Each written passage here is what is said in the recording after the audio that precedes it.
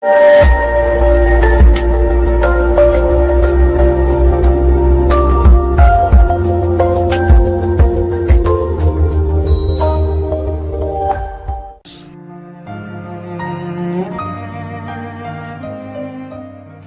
amanat perpisahannya, Yesus berkata kepada murid-muridnya, "Inilah perintahku, yaitu supaya kamu saling mengasihi, seperti aku telah mengasihi kamu. Tidak ada kasih yang lebih besar daripada kasih seorang yang memberikan nyawanya untuk sahabat-sahabatnya. Kamu adalah sahabatku, jikalau kamu berbuat apa yang kuperintahkan kepadamu. Aku tidak lagi menyebut kamu hamba, sebab hamba tidak tahu apa yang diperbuat oleh tuannya. Tetapi aku menyebut kamu sahabat, karena aku telah memberitahukan kepada kamu segala sesuatu yang telah kudengar dari Bapa-Ku. Bukan kamu yang memilih aku, tetapi akulah yang memilih kamu. Dan aku telah menetapkan kamu supaya kamu pergi dan menghasilkan buah, dan buahmu itu tetap, supaya apa yang kamu minta kepada Bapa dalam namaku diberikannya kepadamu. Inilah perintahku kepadamu, kasihlah seorang akan yang lain." 87 kalau tidak salah. 97 apa 87 waktu krisis moneter itu, saya agak lupa. 97. Ya.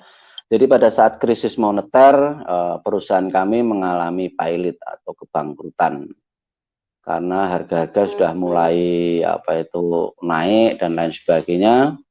Akhirnya saya kena PHK saat itu. Walaupun saya dapat uang pesangon 3 bulan, tapi tetap aja uang 3 bulan pesangon kan juga nggak bisa mencukupi untuk kebutuhan seterusnya. Saya juga sempat jadi supir taksi saat itu, pada masa krisis moneter itu.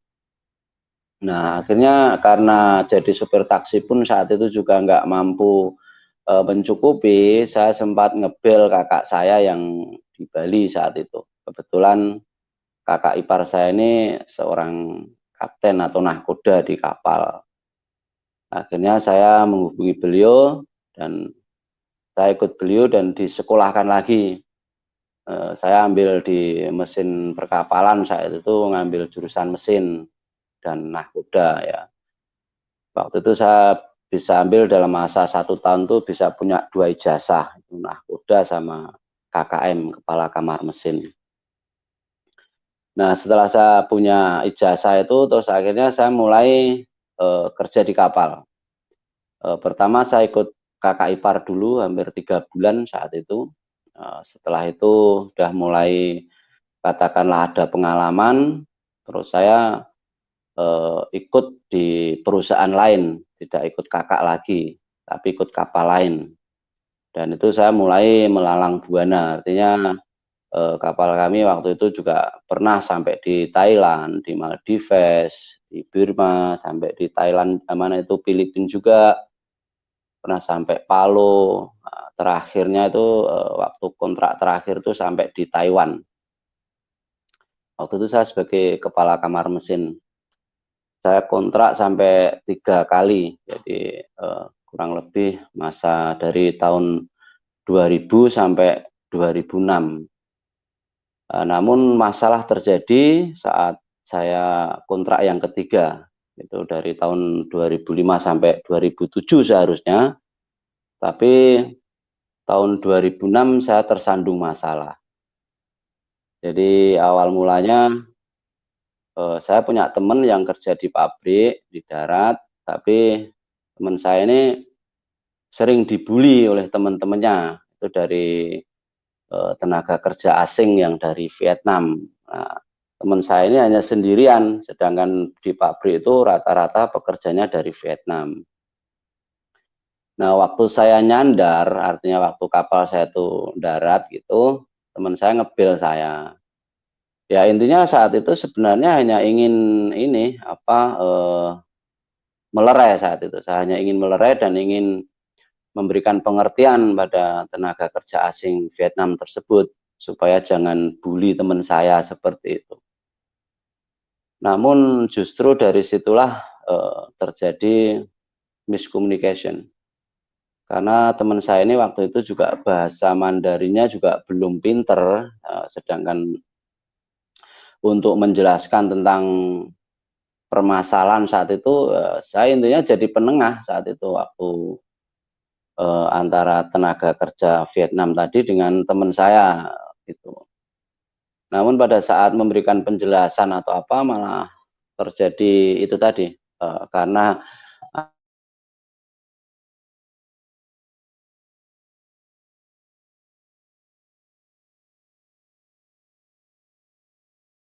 anak-anak 7 anak waktu itu pertemuannya Nanto sana, Taiwan. Nah, pada saat pertemuan itulah terjadi satu bentrok, yaitu perkelahian. Karena memang saat itu anak-anak Vietnam itu terlalu arogan.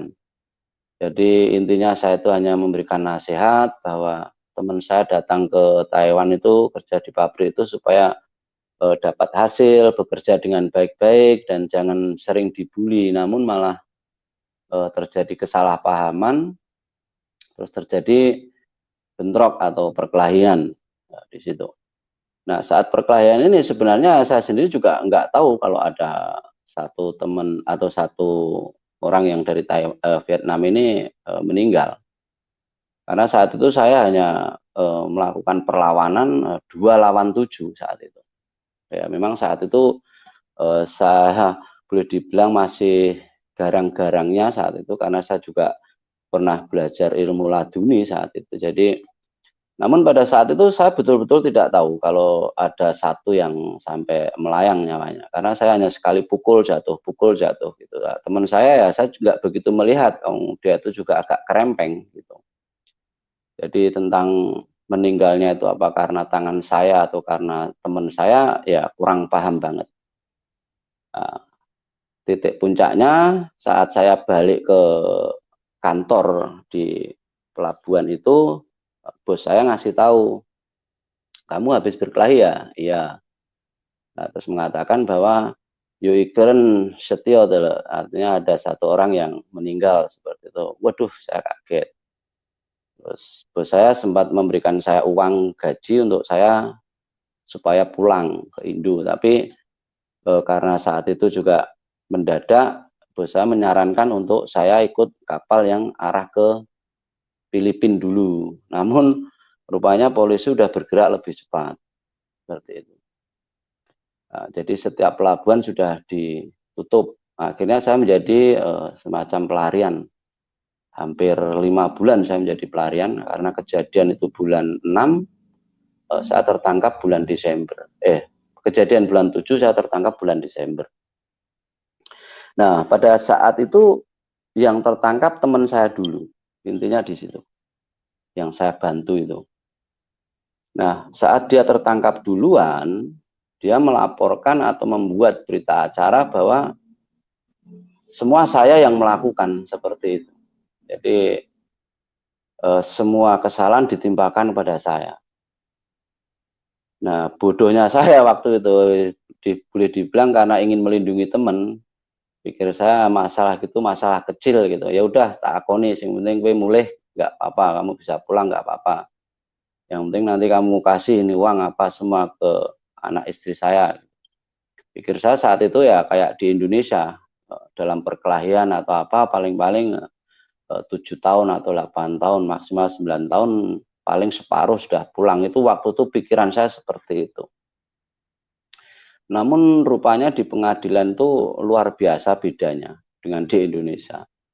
Akhirnya malah kami berdua terjerat yang disebut dengan pasal Kongcong Saren, artinya pembunuhan berencana. Kenapa begitu? Karena saat kejadian atau tempat kejadian itu dengan saya punya tempat kerja jauh.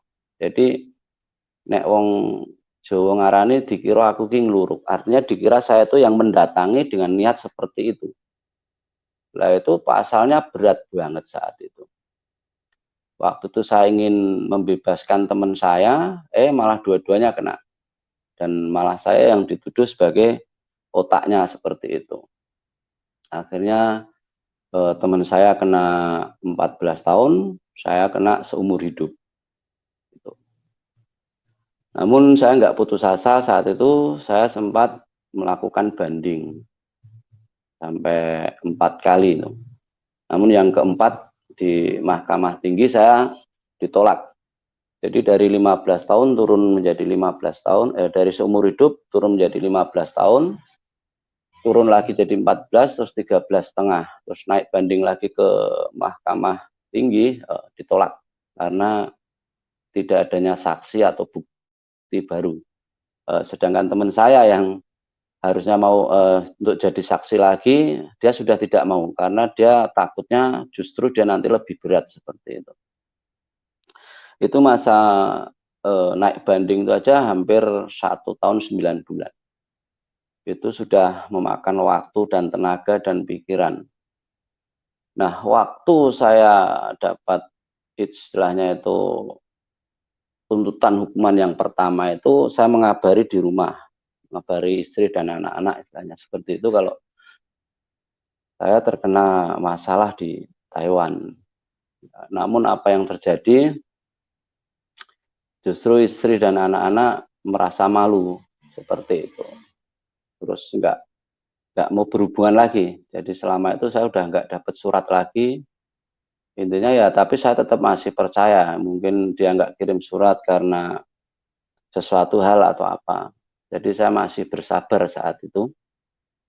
Nah, setelah proses hukum selesai, mulai dari kalau di sini tuh dibilang mulai dari kabupaten sampai provinsi dan seterusnya. Jadi saya sempat pindah tempat waktu itu dari Nantou, Taichung sampai ke Taipei.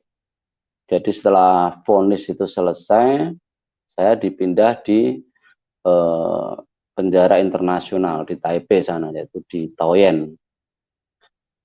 Nah, saat saya masuk di penjara internasional itu, saya kalau di penjara internasional itu kan orang harus diisolasi dulu supaya apa istilahnya tidak bisa langsung kumpul dengan yang lain atau dipekerjakan di pabrik, itu tidak bisa. Jadi harus diisolasi dulu. Jadi perlu diketahui di penjara internasional Taipei sana, di Taoyuan itu para napi itu dipekerjakan di pabrik. Di sana ada sekitar 18 pabrik. Nah, pada saat saya menjalani isolasi itulah hampir setelah 1 tahun 9 bulan ditambah 3 bulan berarti hampir 2 tahun. Saya mulai mengalami katakanlah kebimbangan rohani. Karena saya merasa hidup saya sudah nggak berarti. Nggak pernah ada yang menjenguk, nggak ada surat datang atau apapun. Intinya saya sudah hampir boleh dibilang dalam titik nadir saat itu. Merasa kesepian. Walaupun saya banyak berdoa dan lain sebagainya, tapi saya merasa hampa. Nah, menginjak tahun ketiga saya di situ, saya dapat kunjungan saat itu, kunjungan orang Indonesia. Itu kunjungan pertama yang saya terima. Itu membuat hati saya benar-benar terenyuh dan kaget. Saya kira saudara atau siapa yang datang. Tapi ternyata saya tidak kenal dengan beliau ini. Artinya orang yang belum pernah saya tahu dan saya belum pernah kenal. Beliau ini mengunjungi saya ya hanya sekedar tanya kabar atau apa, dan beliau ini membawakan beberapa majalah saat itu. Ada majalah Tempo dan lain sebagainya untuk bacaan seperti itu. Ya hanya sekedar ngobrol biasa, memberi semangat dan lain sebagainya. Namun sebelum beliau ini balik, artinya setelah kunjungan itu, beliau sempat mengajak berdoa. Dalam doa itu ya saya tekun dengerin, namun setelah kata akhirnya itu, dalam doa itu diakhiri dengan dalam nama Tuhan Yesus Kristus kami berdoa, amin. Itu saya sempat kaget.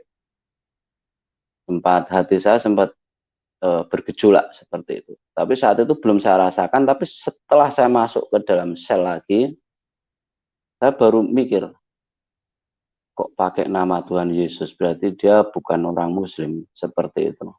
Pikiran saya sudah seperti itu. Tapi yang mengherankan, seperti ada kedamaian dalam hati saya saat itu. Terus saya masih banyak melakukan doa dan saya sering puasa di dalam itu. Sampai teman-teman di dalam itu pada heran. Ya karena saya aliran saya kan memang ma'rifat tasawuf. Jadi kalau dalam hal berpuasa itu sudah hal biasa gitu. Nah, akhirnya beliau ini sering mengunjungi saya. Paling enggak itu seminggu atau 2 minggu sekali. Sampai akhirnya dalam kurang lebih 2-3 bulan bersamaan saya keluar dari ruang isolasi yang sendiri itu, saya dipekerjakan di pabrik. Waktu itu saya dipekerjakan di pabrik percetakan. Nah, beliau ini masih rutin mengunjungi saya. Dalam masa 2-3 bulan itu beliau belum mengabarkan tentang kabar itu, Injil atau firman Tuhan, belum. Hanya datang menjenguk, ngasih buku apa, ya ngobrol-ngobrol biasa, ngasih semangat apa seperti itu. Kadang-kadang nanya tentang keluarga saya dan lain sebagainya. Namun dalam bulan ketiga, beliau ini baru mengatakan kalau dirinya ini, awal mulanya kan beliau mengatakan bahwa dari perwakilan Indonesia yang untuk melihat keadaan orang-orang Hindu di situ. Ya memang betul sih, mereka beliau ini dari perwakilan. Tapi memang ada di dalam perwakilan itu memang ada satu apa ya namanya untuk penguatan rohani seperti itu. Pada saat itu saya juga sempat dikunjungi dari Islam, jadi dari masjid apa lupa saya namanya, itu dari teman-teman dompet duafa saat itu juga sempat mengunjungi saya. Namun karena aliran saya dan dia sudah berbeda saat itu, ya saya waktu diberitahu saya senyum-senyum toh, karena bagi saya tentang syariat fikih itu udah nggak ada artinya memang dalam makrifat tasawuf itu udah nggak kepake ibaratnya. Nah, kembali lagi ke beliau yang suka mengunjungi saya ini, baru saya tahu kalau beliau ini hamba Tuhan. Nah, karena saya tahu dia hamba Tuhan, tapi kok dia baik, ya setiap beliau datang ya saya seneng aja ngobrol apa ngalur ngidul kayak gitu. Tapi dalam pemberitaan firman, jujur hati saya saat itu udah mikir Allah apa nggak ada apa-apanya ibaratnya kayak gitu. Karena sudah tertanam dalam hati dan pikiran saya, mereka bukan menyembah Tuhan yang sejati. Itu pikiran saya saat itu seperti itu. Jadi saya udah boleh dibilang nggak percaya seperti itu. Jadi saya masuk di dalam itu sekitar tahun 2006, ya tahun 2006. Nah, baru tahun 2009 ini, ya saat hamba Tuhan ini datang, ini saya baru mulai mengalami sesuatu yang semakin berat. Artinya apa semakin berat? Keluarga saya udah boleh dibilang nggak ada kabar sama sekali. Yang mengunjungi selalu hamba Tuhan ini. Jadi saya dalam dilema saya itu begini. Kenapa orang asing yang mengunjungi saya, yang mengabarkan saya? Jadi beliau ini kadang-kadang kalau beliau nggak datang, diganti temannya. Seperti itu. Jadi bisa menghibur saya setiap minggu. Artinya ada cengkrama di sana itu, untuk bincang-bincang bahasa Indonesia aja susah banget. Karena kalau belum ada itu, misalnya kita belum kerja di pabrik atau apa, itu nggak bisa ketemu satu dengan yang lain. Seperti itu. Nah, pada bulan kurang lebih bulan April 2009 saat itu, saya mulai merenungkan apa yang beliau katakan ini, hamba Tuhan ini. Dia selalu memberikan semangat pada saya. Tapi di sisi lain hati saya selalu berontak. Di sisi lain hati saya selalu berontak. Terus beliau memberikan saya Alkitab. Jadi itu perlu waktu lama beliau untuk memberikan Alkitab pada saya. Namun Alkitab itu tidak langsung saya baca, saya resapi, tidak. Makanya setelah saya tahu bahwa membaca Alkitab itu kalau tanpa bimbingan Roh Kudus ya nggak ada artinya. Hanya sekedar buku bacaan. Itu saya alami sendiri, karena pada saat saya diberi Alkitab itu, saya hanya ingin baca sebagai teman pengantar tidur gitu. Itu sampai saya boleh dibilang tuh khatam nggak terhitung berapa kali dari kitab Kejadian sampai Wahyu. Karena hiburannya cuma itu, mau tidur nggak bisa ya baca itu. Jadi hanya sekedar untuk bahan bacaan pengantar tidur. Itu hampir 1 tahun. Jadi setiap pertemuan tuh beliau selalu nanya, gimana, ada pertanyaan nggak, sampai di mana? Karena saat itu saya cuman nggak pernah baca dengan ya cuman asal ngomong aja, wah sulit Pak memahami ini, asal tebak aja, terus beliau ngasih ini. Tapi saya hanya sekedar mendengarkan aja sebenarnya, artinya dalam hati dan pikiran saya udah nggak masuk, intinya gitu aja. Jadi menyepelekan seperti itu. Nah, puncak kegelapan terjadi sekitar akhir 2009, awal 2010. Saya dapat surat dari istri saya. Itu yang menulis anak saya. Isinya bahwa istri saya mau berpisah.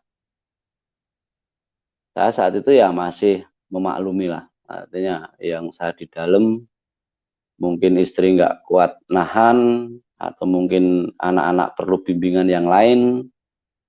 Ya banyak hal, intinya saya masih bisa memaklumi. Karena boleh dibilang saya tuh saat itu memang orang yang bisa menelaah, artinya bisa memahami tentang kehidupan. Kalau saya di dalam sana nggak ada yang merawat dan lain sebagainya, kalaupun mau minta pisah atau cerai, bagi saya ya wajar. Jadi saya nggak ada rasa sakit hati saat itu. Artinya saya masih bisa memaklumi, walaupun ya agak kecewa seperti itu. Namun pertengahan 2011 itu membuat saya kaget. Kagetnya itu bukan sekedar kaget, tapi sesuatu yang benar-benar membuat hidup saya itu gelap. Ternyata istri saya ini bukan mau menikah dengan orang lain atau apa. Setelah bercerai dengan saya, mengajukan perceraian itu dan saya izinkan itu, ternyata siapa yang mau jadi calon suaminya. Itu yang membuat saya tuh betul-betul seperti nggak bisa menerima seperti itu. Ternyata calon suaminya adalah adik kandung saya. Padahal setahu saya saat itu adik kandung saya ini juga sudah punya istri seperti itu. Tapi ternyata dia juga menceraikan istrinya, padahal dia juga sudah punya anak saat itu. Itu yang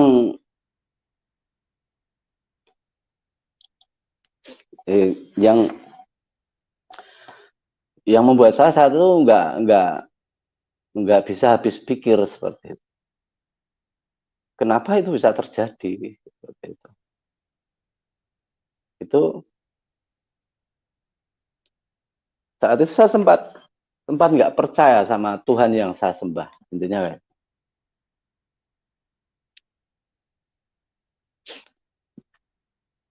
Karena bagi saya tuh sesuatu yang kalau boleh dibilang kok bisa seperti itu. Padahal dalam hukum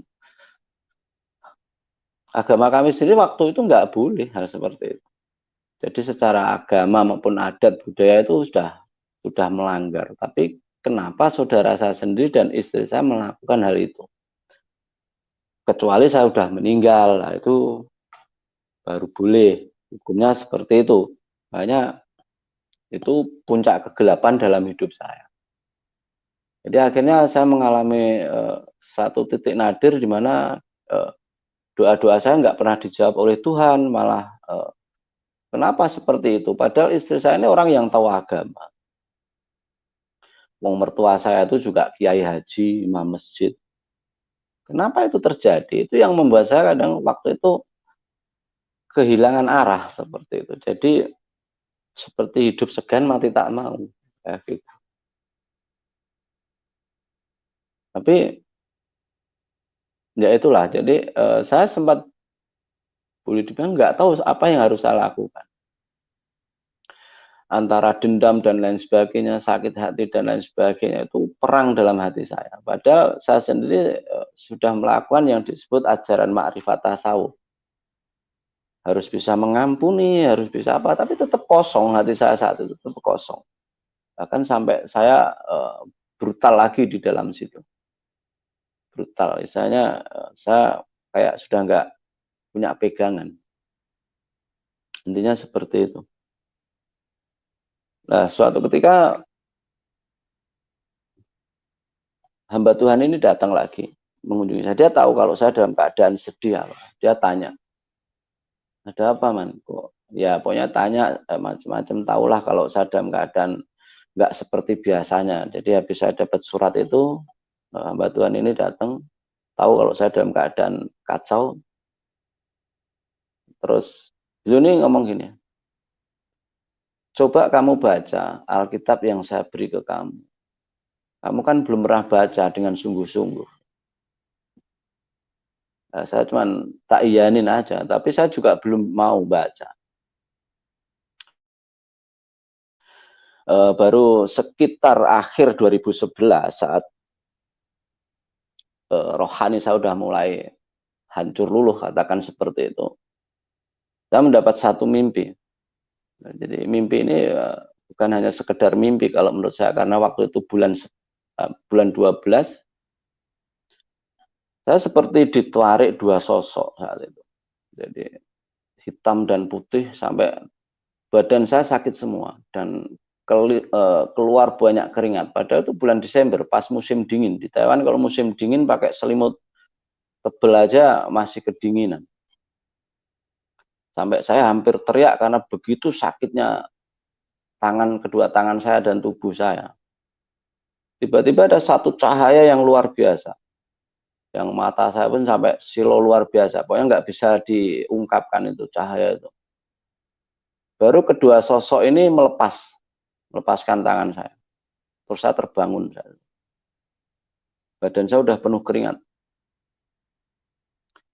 Nah, pas kebetulan besoknya ada kunjungan lagi dari hamba Tuhan ini. Sempat saya tanya dalam mimpi itu. Terus beliau sama nasihatnya. Kalau kamu mau tahu jawabannya ya baca itu Alkitab. Seperti itu. Nanti kan ada jawabannya di situ. Sejak saat itu saya mikir, lama ini hampir 3 tahun, 4 tahun hidup saya hampir kehilangan, ibaratnya itu rohani saya itu benar-benar udah titik nadir.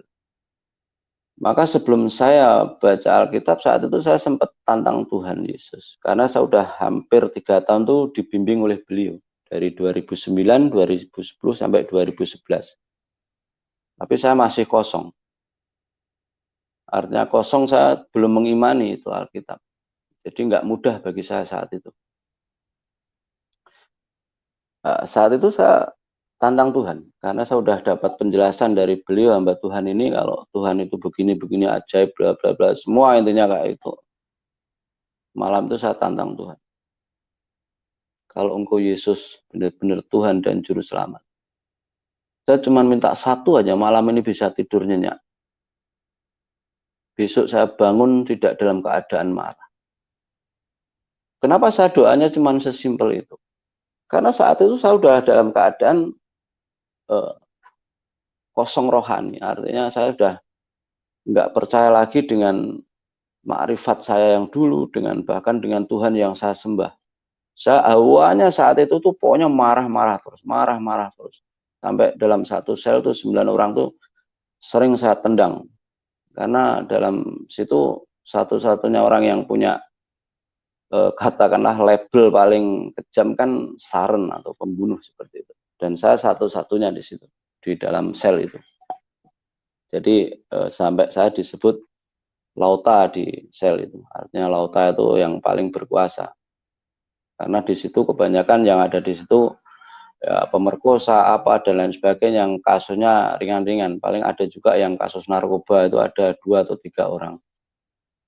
Dan saya satu-satunya yang Saren seperti itu. Dalam doa saya atau dalam tantangan saya itu luar biasa. Saya bisa tidur nyenyak malam itu. Bangun pas saat pintu digedor sama petugas. Kan kalau waktunya bangun kan ada petugas yang gedorin pintu. Duk, duk, duk, duk, duk, duk gitu. Saat bangun saya sudah dalam keadaan seger. Dan saya nggak marah-marah saat itu. Sampai ada sukacita yang luar biasa. Saya sering senyum sendiri kalau anak buah atau teman ngomong di situ saya nggak marah dan lain sebagainya. Yang intinya ada keanehan sampai teman-teman tuh ngomong, oh ini si Aman sensimbing, artinya udah mulai gila, senyum sendiri seperti itu. Tapi saya santai aja. Nah pada saat itu saya udah intinya mulai ingin belajar Alkitab. Jadi saya mulai melakukan perbandingan. Yang luar biasanya, saat saya mau baca Alkitab, kan saya udah bilang gini, karena saya waktu itu baca Alkitab tidak pernah doa, makanya saya waktu mau baca Alkitab itu, doa saya simpel, kayak menghina Tuhan juga kadang-kadang. Saya bilang begini, kalau Alkitab yang saya pegang ini, benar-benar firman Tuhan, maka Tuhan pasti akan tunjukkan kebenaran. Cuman itu aja, saya simpel. Saya belum mengenal Roh Kudus, dalam arti belum percaya Roh Kudus itu seperti apa dan lain sebagainya. Saya sampai kaget saat saya membaca di kitab Kejadian pasal 1 ya, tentang Tuhan mau menciptakan manusia di ayat 26-27. Baiklah kita ciptakan manusia seturut dengan gambar dan rupa kita. Itu saya kaget waktu itu.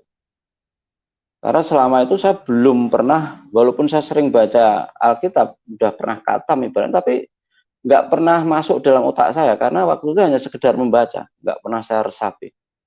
Itu sempat saya kaget. Duh, manusia ternyata diciptakan sesuai dengan gambar dan rupanya. Itu saya telaah terus. Terus saya teringat dengan ajaran saya saat itu, yaitu tentang sangkan parang nining dumadi. Artinya tentang bagaimana manusia itu terjadi, Allah itu menciptakan. Karena dalam ajaran saya dulu mengatakan bahwa manusia itu diciptakan oleh Allah itu dengan kesempurnaan. Dan ada ruh Allah. Nah itu terus saya terangsang dalam waktu membaca itu. Ternyata betul, di dalam kitab Kejadian, saat Allah menciptakan manusia memang benar. Sama persis waktu saya di Ma'rifat. Jadi Allah menciptakan manusia dari debu tanah dan ditiup dengan rohnya. Nah itu saya mulai mengadakan perbandingan. Saya sempat menulis buku. Walaupun sampai sekarang buku itu saya nggak berani menerbitkan. Tapi saya sudah sempat menulis buku di dalam itu. Dari situ saya mulai belajar perbandingan. Saya merasakan yang luar biasa itu, hidup saya mulai berubah. Secara rohani. Jelas saya mengalami perubahan. Nah, setelah saya melakukan perbandingan antara ajaran saya yang dulu, Ma'rifat Tasawuf, dengan Alkitab, ini memang luar biasa. Bagi saya sesuatu yang ajaib.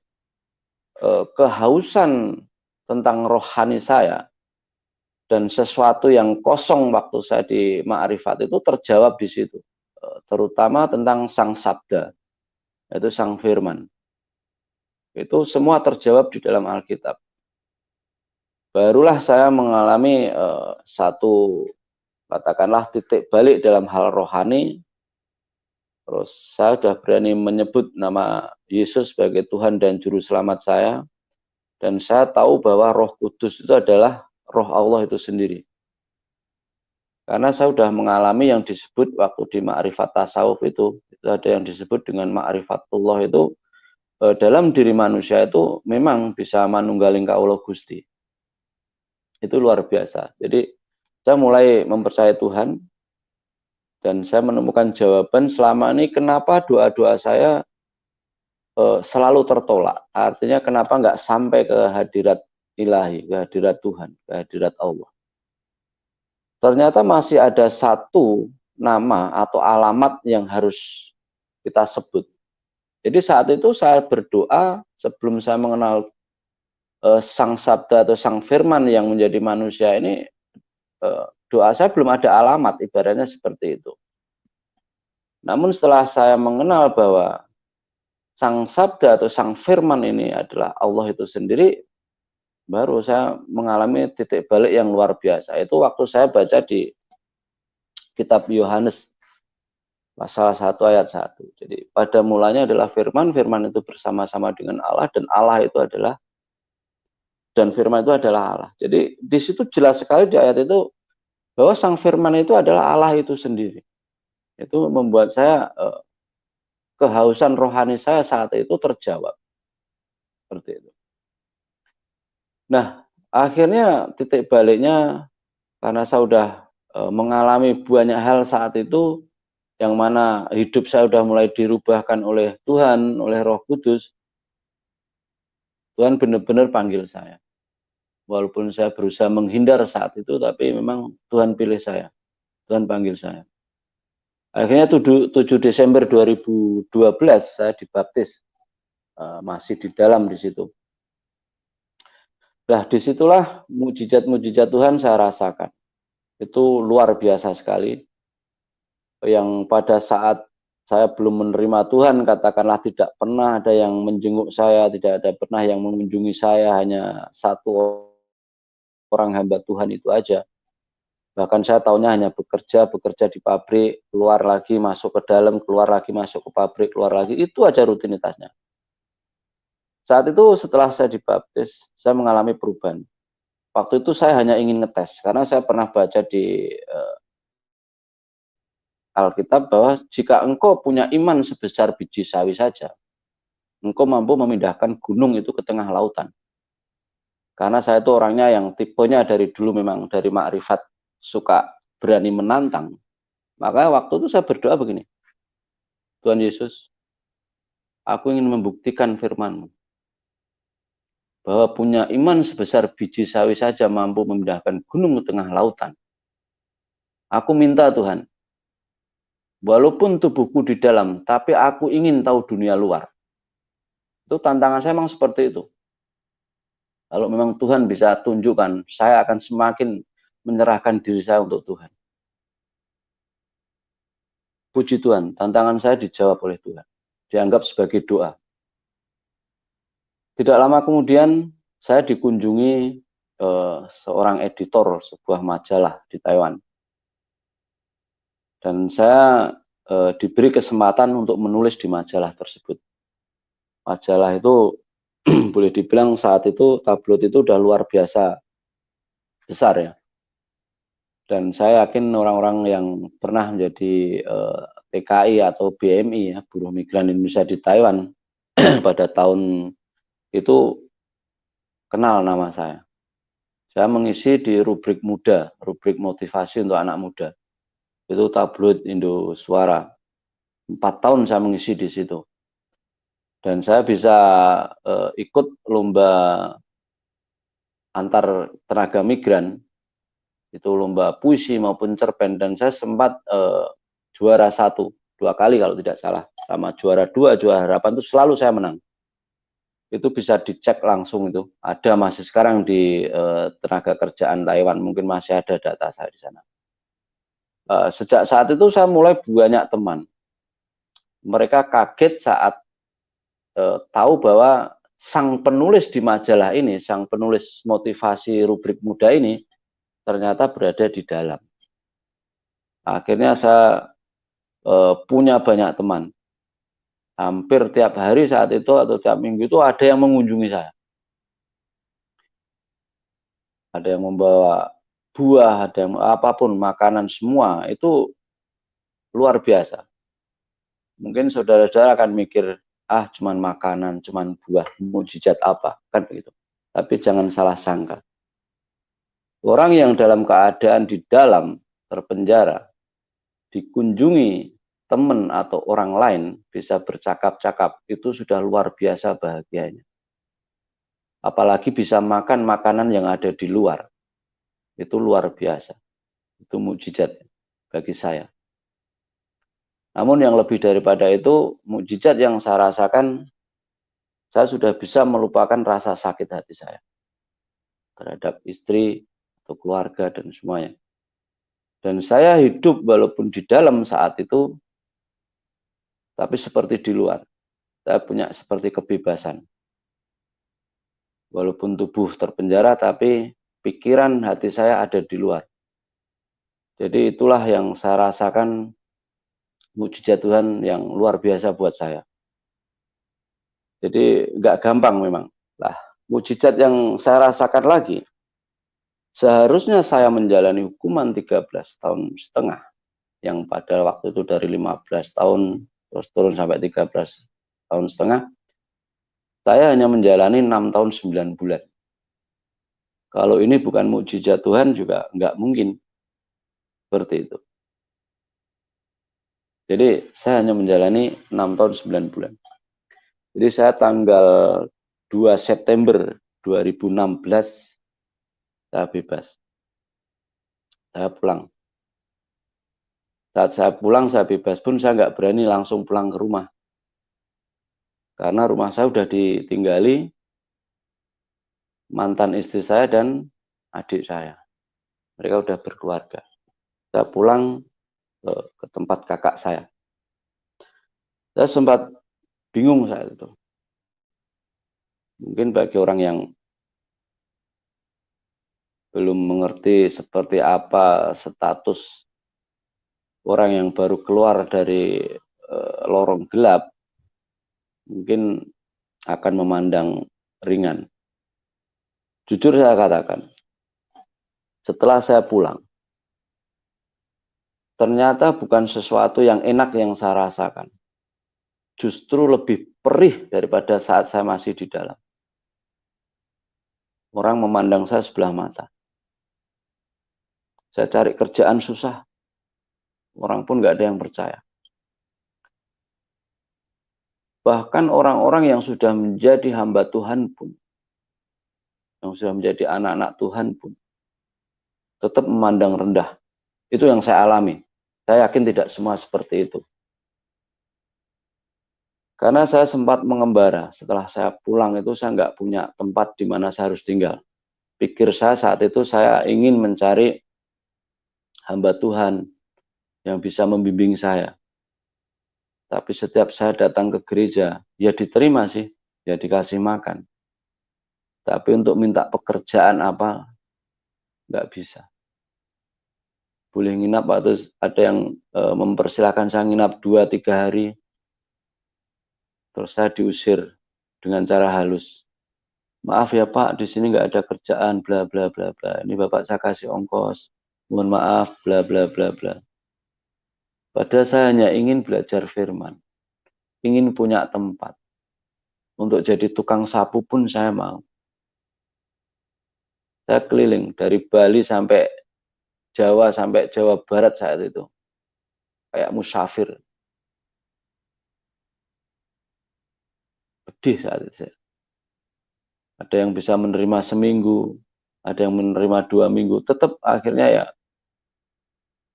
saya diusir dengan pelan, dengan halus. Saya tahu hal itu memang tidak mudah bagi mereka. Dan saya masih menyadari dan memaafkan. Kenapa? Karena saat saya ingin belajar firman Tuhan, mereka tahu kalau KTP saya saat itu masih Islam. Jadi mereka takut. Mungkin seperti itu. Tapi bagi saya itu mungkin sebuah ujian buat saya. Setahun kemudian dalam masa pengembaraan setelah saya keluar dari lorong gelap, saya baru bisa menemukan kontak-kontak daripada orang-orang yang dulu pernah membimbing saya. Beliau-beliau inilah yang akhirnya menunjukkan saya harus kemana. Dari situ saya baru mulai merasakan lagi mukjizat-mukjizat Tuhan. Karena saat itu saya betul-betul mengandalkan Tuhan. Nggak mungkin Tuhan meninggalkan saya. Seperti anak yatim piatu. Itu yang saya imani. Ya kalau diingat memang pedih banget rasanya.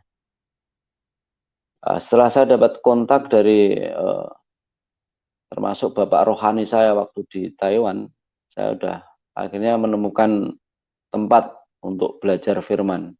Ditunjukkan tempatnya kemana seperti itu. Sampai akhirnya saya bisa ikut diklat kependetaan. Banyak hal yang bisa saya terima waktu itu setelah saya ketemu mentor-mentor saya, khususnya untuk belajar teologi dan lain sebagainya. Puji Tuhan, walaupun saya harus lari sana lari sini baratnya, tapi itulah bentuk kemurahan Tuhan buat saya. Jadi dalam perjalanan rohani saat saya sudah menerima Tuhan, saat saya sudah keluar dari lorong gelap, juga tidak mudah seperti yang saya katakan tadi. Namun tangan Tuhan tidak akan pernah melepaskan kita. Itu yang saya rasakan. Selama kita mengandalkan Tuhan. Nah, setelah saya punya ijazah kependetaan, waktu itu saya ikut diklat dan belajar teologi lagi, saya melayani Tuhan. Tapi ya itu juga, waktu saya harus bergabung dengan gereja, tetap aja masih banyak hamba Tuhan yang katakanlah kurang sepaham seperti itu. Tapi ya enggak apa-apa, bagi saya itu hal biasa. Terus akhirnya saya bawa dalam doa, saya minta sama Tuhan, Tuhan apa yang harus saya lakukan? Sepertinya saya tetap seperti orang asing. Akhirnya Tuhan tuntun saya untuk pelayanan secara kontekstual. Saya terhubung lagi dengan mentor saya yang di Taiwan. Jadi saya dalam pelayanan ini sama sekali saya tidak di bawah dominasi gereja atau dominasi manapun, tapi semua saya lakukan dari apa yang bisa saya lakukan dari pekerjaan apapun.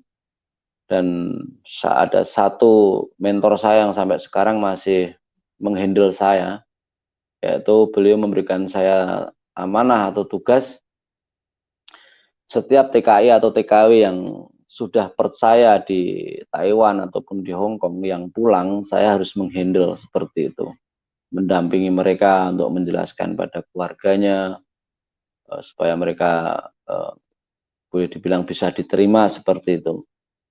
Dan tugas saya juga bila perlu saya juga harus memberikan pengertian sama keluarganya supaya keluarganya juga mengenal firman Tuhan. Dan puji Tuhan sudah ada banyak keluarga, mungkin sekitar 12 atau 13 keluarga yang sudah mau menerima Tuhan dengan cara kontekstual seperti yang saya katakan tadi.